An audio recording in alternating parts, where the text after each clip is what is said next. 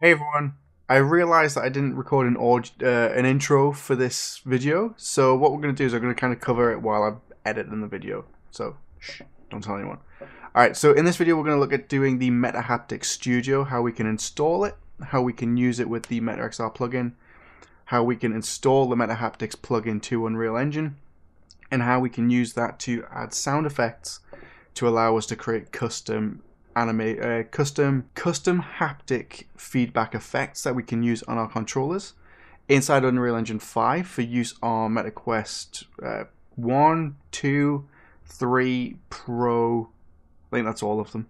But yeah, so the idea is that you can add an audio file into this software. It will generate a haptic vibration for you that can work on either left or right controller, and then you can use that, run that through code based on your interactions or what you're doing and the audio kind of stuff. So go in depth, show you how to set all that up, and then how we can add some stuff into Unreal and go from there. Awesome. Let's go straight over.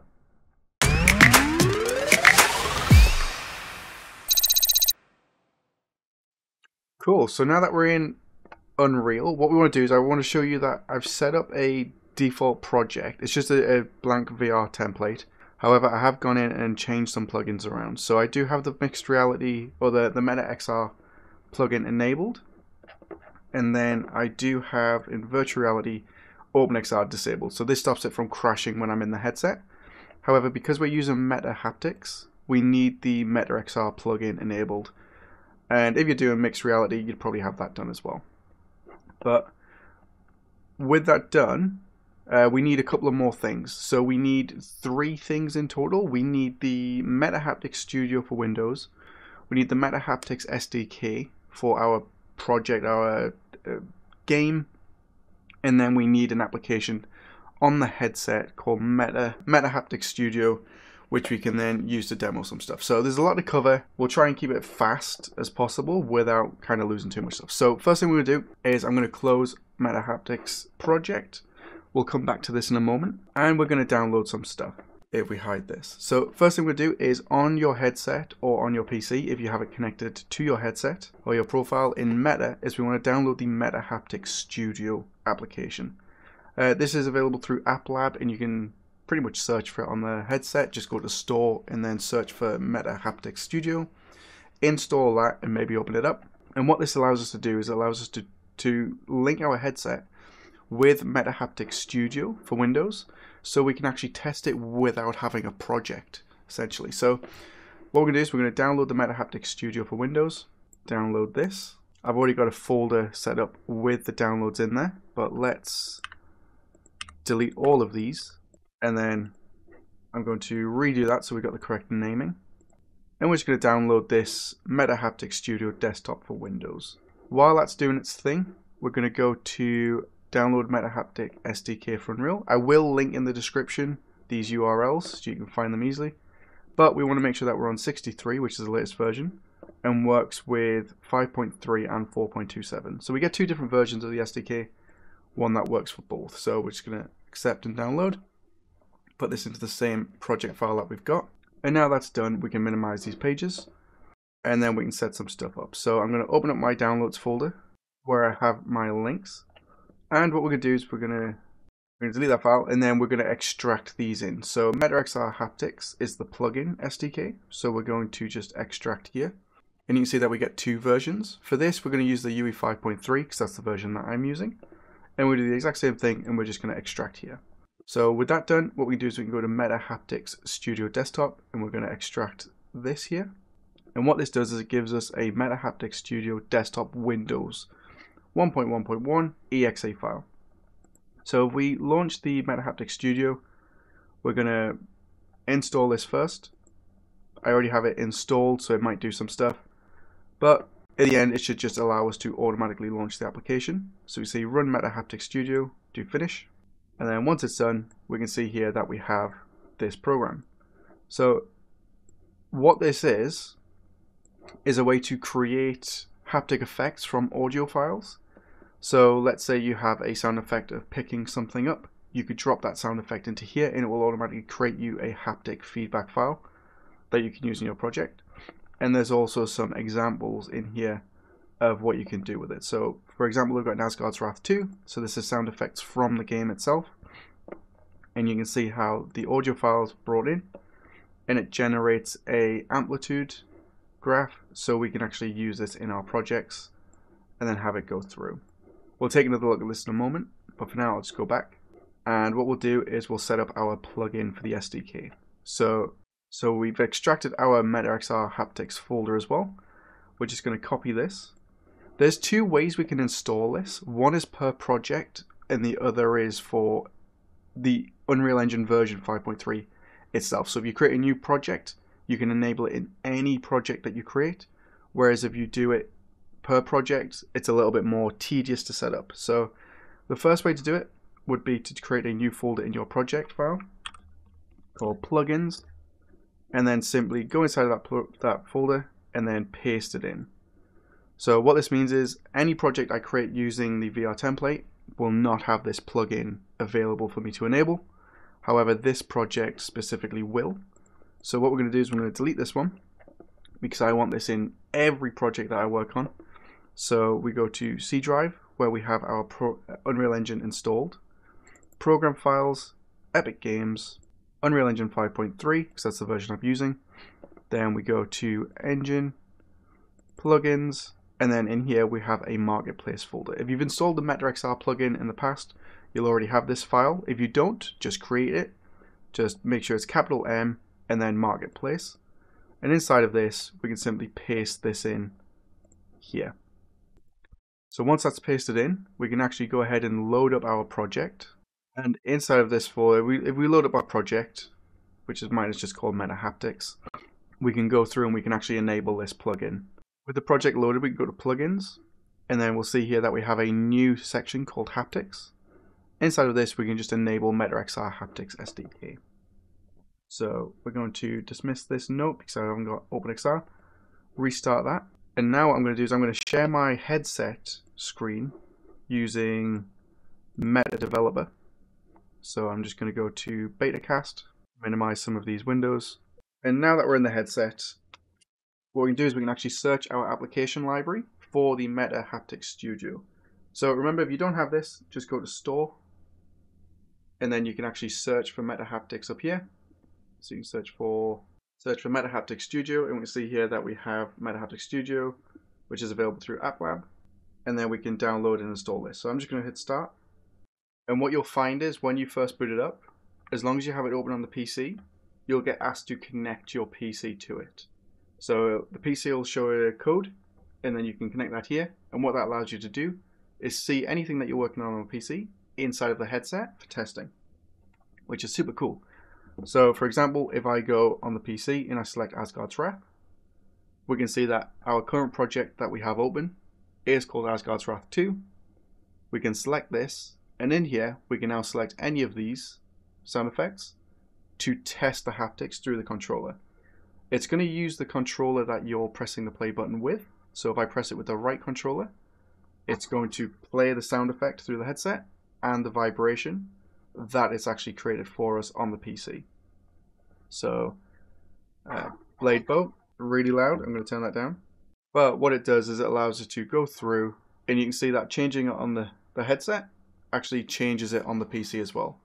So we can see these, and then we can go in, blade bow fire, our controller is vibrating, and it actually uses this information on the screen here.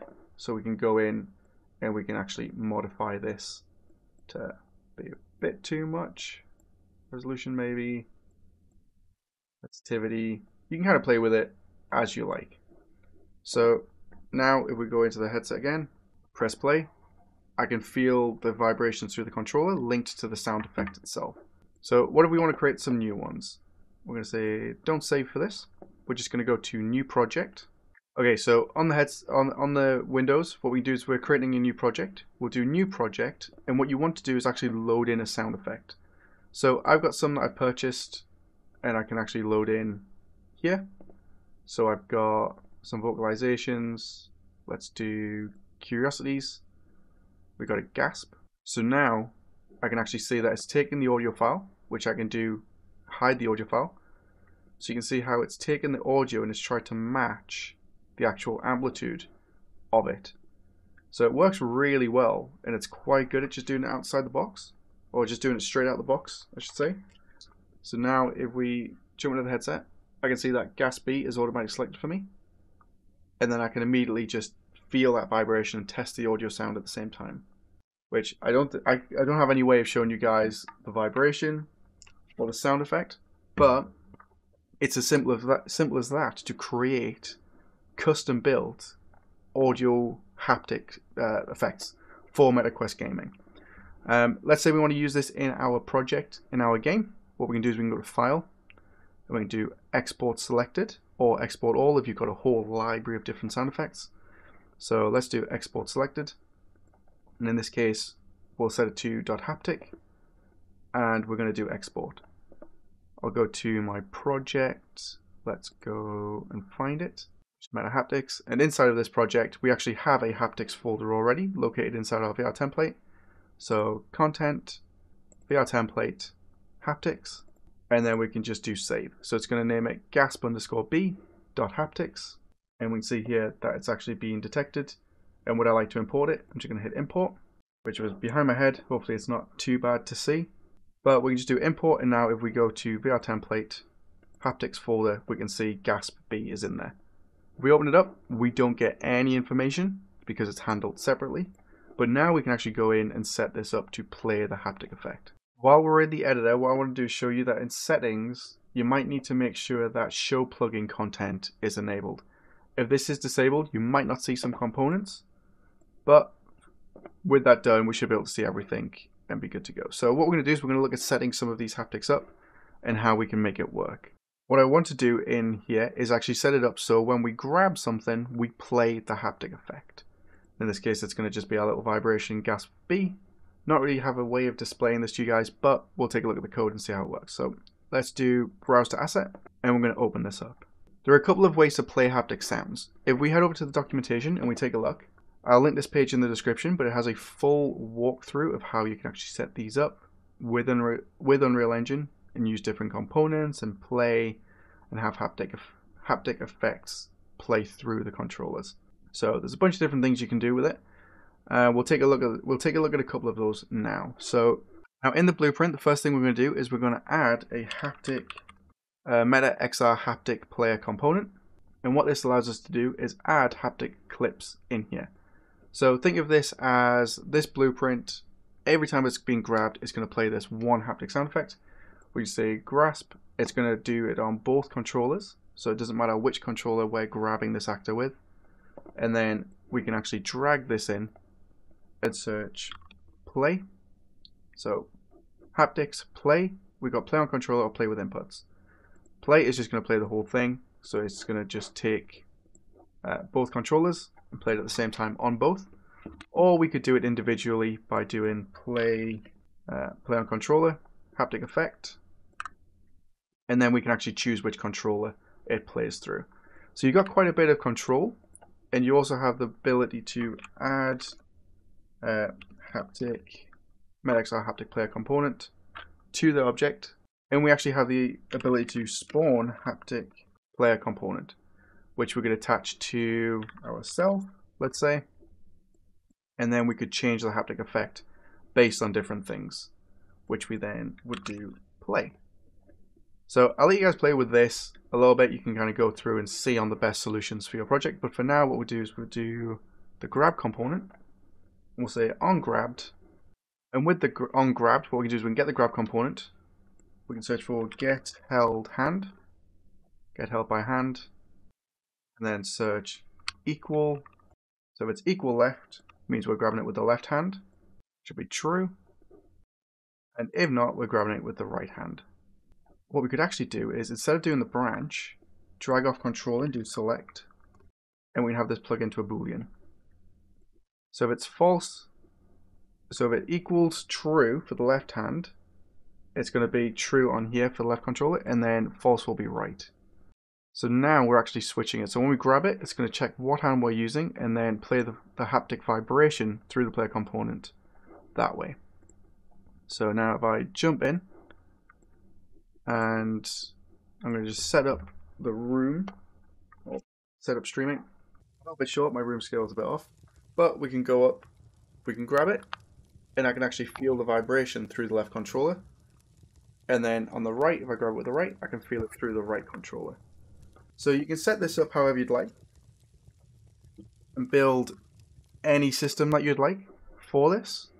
But being able to add more complex haptic systems and literally just drag and drop it is a really cool feature to be able to use. You can just add that little bit extra to your project and make it feel a little bit nicer, and this speeds up the whole process of having to instead create I think it's a miscellaneous haptic feedback curves and haptic feedback buffers. Everything else, you don't need to worry about that. We just have our sound effect, we play it when we grab, so you just play sound effect and then play the haptic sound. Or you could just literally set it up on here with the component and then just do play, which would work as well. You can have it any way you want and go that way. I recommend checking it out anyway. So if you're building a VR Quest game, I highly recommend checking this out. It's the little things that can make a game feel so much better, and haptics is one of those along with audio. So check this out. I know the video has been a little bit long, but I just want to wrap up by saying a big thank you to all the Patreons for making this possible.